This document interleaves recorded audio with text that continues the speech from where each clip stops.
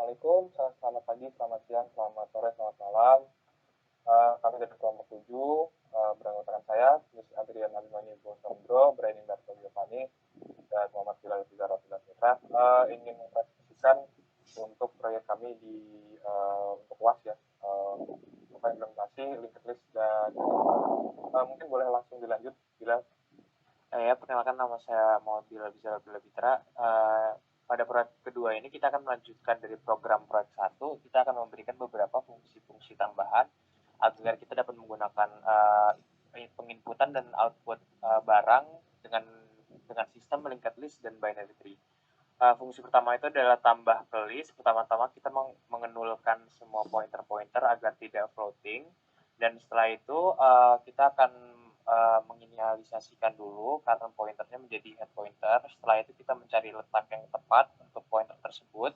Nah, ini kita akan membandingkan inputan user dengan yang sudah ada di program. Pada while loop ini kita akan membandingkan inputan user dengan ASCII code. Jika lebih dari 0, dia akan dimasukkan ke next pointer. Nah, jika dia tidak lebih dari 0, dia akan ditaruh di previous pointer atau di sebelah kiri dari head pointer, dan di mana head pointernya akan dijadikan sebagai next pointer. Setelah itu ada fungsi kedua, yaitu hapus dari list. Pertama-tama lagi kita akan mengenulkan semua pointernya. Nah, untuk pertama-tama kita mencoba untuk membandingkan antara input user dengan head pointer pada linked listnya. Nah, jika misalkan perbandingan sama, kita akan membuat sebuah temporary pointer terlebih dahulu yang akan kita sama dengan head pointer, dan di mana head pointer tersebut akan diarahkan menjadi next pointer, dan setelah itu temporary pointer sebelumnya tersebut akan dihapus atau dihentikan. Nah, jika ternyata data tersebut bukan di head pointer, yang kita user cari bukan di head pointer, kita akan mencari pointer yang dicari oleh user dengan sistem while loop dengan fungsi current pointer tidak sama dengan 0, dan string yang dicari user sama dengan current pointer pada while saat itu. Nah, jika sudah ditemukan pointernya atau nodenya, pointer tersebut akan dilakukan hal yang sama seperti yang sebelumnya, akan dihapuskan. Setelah itu ada fungsi update list. Ini sama seperti yang sebelumnya, kita nolkan semua node atau pointernya. Setelah itu kita pertama-tama membandingkan dulu input user dengan head pointer. Setelah itu jika sama, kita akan mengupdate kuantitas barang tersebut. Jika tidak, ternyata bukan di head pointer, kita akan lanjut mencari ke node tujuan dengan while loop. Nah, jika sudah ditemukan, kita akan merubah kuantitas barang tersebut dengan kuantitas barang baru. Nah, setelah itu ada fungsi yang baru, yaitu baca dari list. Nah, ini pertama-tama seperti sebelumnya, kita mengenulkan semua pointer terlebih dahulu. Setelah itu kita mencari data yang dicari oleh user. Pertama-tama kita coba membandingkan dengan head pointer terlebih dahulu. Jika ternyata sama, kita akan memprintkan ya dengan yang sudah ditulis seperti ini. Jika ternyata bukan di head pointer, kita melakukan hal yang sama seperti sebelumnya. Kita akan mencari satu-satu dari semua pointer dari awal sampai current pointernya sudah tidak nol lagi. Nah, jika sudah ditemukan current point, program akan melakukan pengeprintan dari data yang sudah ditemukan. Saya akan memberikan presentasi ke Brian. Saya ambil ya. Buat yang selanjutnya print list itu jadi sederhana. Dia ngambil satu single pointer supaya dia hanya salinannya saja. Terus kalau misalnya data dideteksi pointer masih 0, berarti masih kosong dan di print empty. Sedangkan kalau sedangkan sudah ada isinya, kita reverse dari kiri ke kanan dan ngeprintnya satu-satu, jadi dari kiri ke kanan sampai dia 0 gitu. Kemudian lanjut, kalau create binary tree ini cuma di awal saja, jadi ini fungsinya buat inisialisasi dari array abstrak itu menjadi binary tree gitu. yang balance gitu. Dia tekniknya itu dengan mengambil elemen yang tengah. Jadi misalnya tengah, jadi elemen tengah tersebut akan diambil sebagai root dari binary-nya gitu. Sedangkan dengan mengambil mid-nya itu nanti akan terbentuk satu array lagi kan di sebelah kiri dari mid dan sebelah kanan dari mid.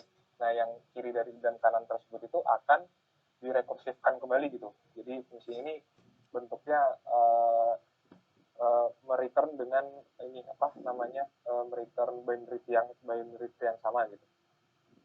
Sehingga bisa rekursif nantinya. Terus tambah tree ini dia mengecek kalau misalnya ternyata rootnya masih kosong gitu, maka kita alokasikan memori di situ. Dan kalau misalnya sudah ada, kita bisa tambahkan sesuai dengan struct-nya ya. Jadi produk struct berupa ini ya, informasi dari usernya, terus left pointer dan right pointernya gitu. Kalau misalnya gagal, ya kita berikan warning gitu.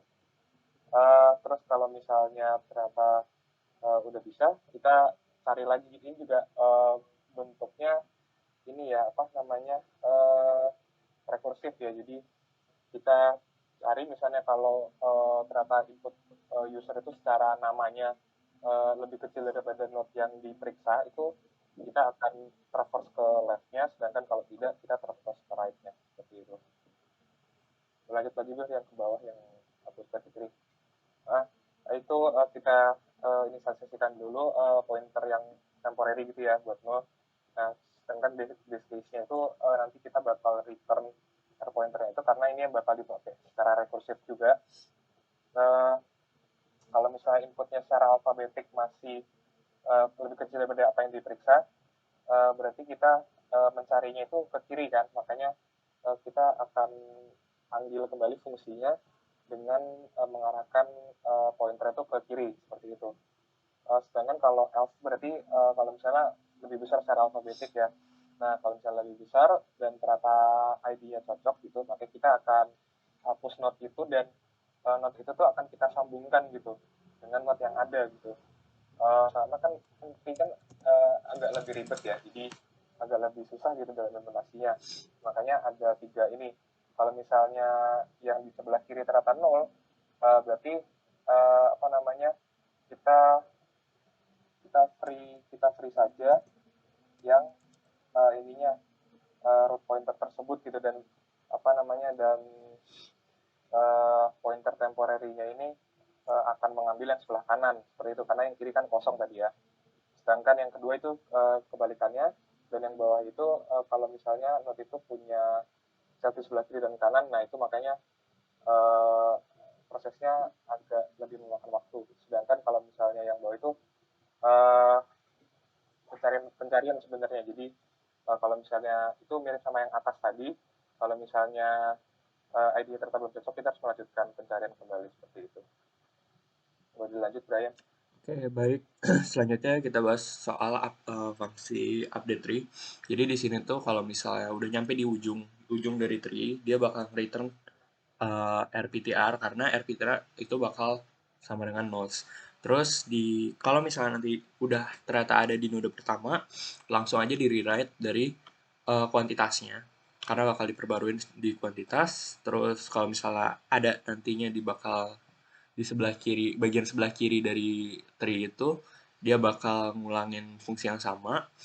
Tapi kalau di right pointer juga bakal ngulangin fungsi yang sama. Oke, lanjut.